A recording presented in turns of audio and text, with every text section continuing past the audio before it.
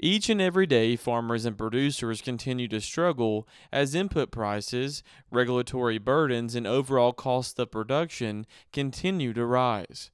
Couple that with uncertain weather and markets, and it's no doubt been a challenging time for producers across the country.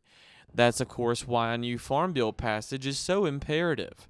The good news is that there has been movement on a bill, but the process of getting it to the president's desk will most certainly be a challenge, as the majority of the more than $1 trillion bill isn't designated for production ag.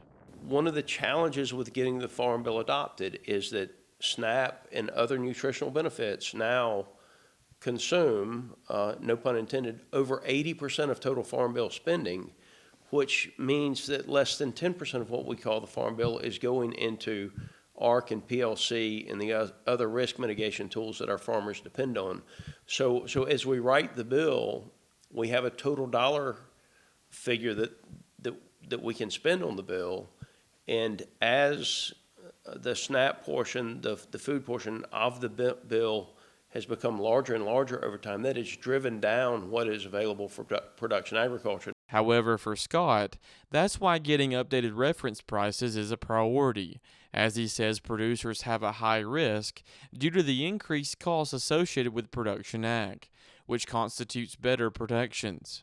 Without that increase in reference prices and loan values, our farmers simply would not have the risk mitigation tools that they need to cover their operations if you have a commodity price collapse.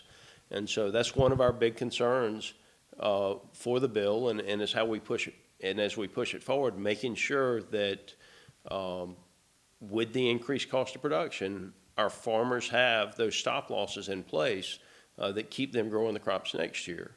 And so we're focused very much on the production ag, the commercial production ag, the tons of food that we need in this country, so that we're able to walk in the grocery store and buy the food that candidly we've become a little bit spoiled with in this country. Another major issue producers are facing are increases in farm labor, as hourly wages and fees associated with guest worker programs have risen year after year.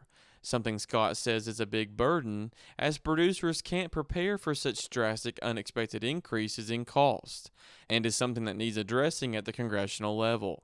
People expect reasonable increases in the rates, but when they come back, with 20% and then tag it with another 20%, those aren't the exact percentages, but you understand what I'm getting at. Those aren't. You can't make those adjustments in your business. And so on one hand, the USDA and other government agencies complain that, well, the size of the farm is getting larger and larger and larger. And on the other hand, they continue to adopt policies that drive the small farmer out of business. So I think you will see the wage rate addressed. Reporting in Washington for the Farm Monitor, I'm John Holcomb.